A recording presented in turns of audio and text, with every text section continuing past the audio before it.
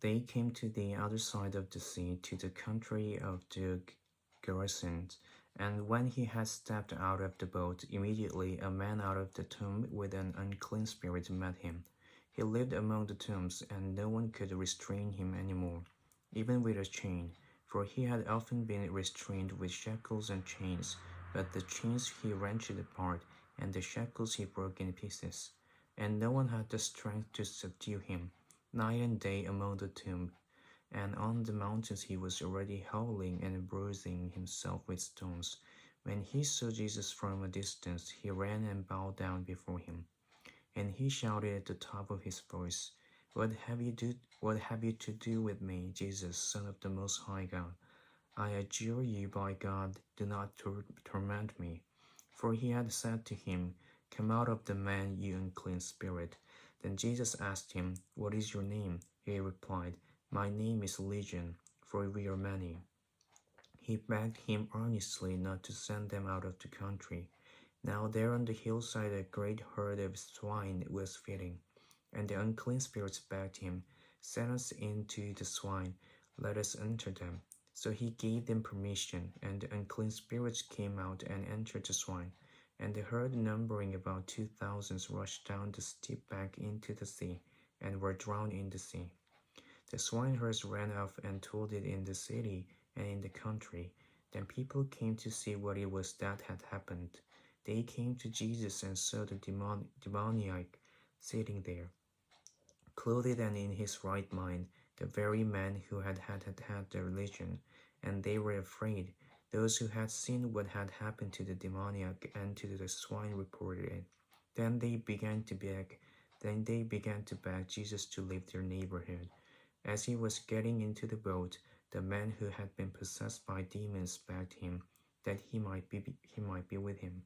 But Jesus refused and said to him, Go home to your friends and tell them how much the Lord has done for you, and what mercy he has shown you. And he went away and began to proclaim in the Decapolis how much Jesus had done for him. And everyone was amazed. When Jesus had crossed again in the boat to the other side, a great crowd gathered around him, and he was by the sea. Then one of the leaders of the synagogue named Jairus came, and when he saw him, fell at his feet and begged him repeatedly, My little daughter is at the point of death. Come and lay your hands on her, so that she may be made well and live. So he went with him. And a large crowd followed him and pressed in on him.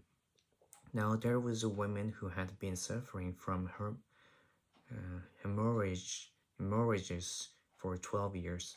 She had endured much under many physicians and had spent all that she had, and she was no better, but rather grew worse. She had heard about Jesus and came up behind him in the crowd and touched his cloak, for she had said, If I but touch his clothes, I will be made well. Immediately her hemorrhage stopped, and she felt in her body that she was healed of her disease. Immediately aware that power had gone forth from him, Jesus turned about in the crowd and said, Who touched my clothes? And his disciples said to him, You see the crowd pressing in on you. How can you say, Who touched me? He looked all around to see who had done it. But the woman, knowing what had happened to her, came in fear and trembling, fell down before him, and told him the whole truth. He said to her, Daughter, your faith has made you well. Go in peace and be healed of your disease.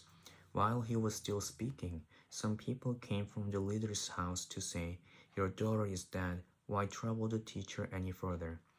But overhearing what they said, Jesus said to the leader of the synagogue, Do not fear, only believe.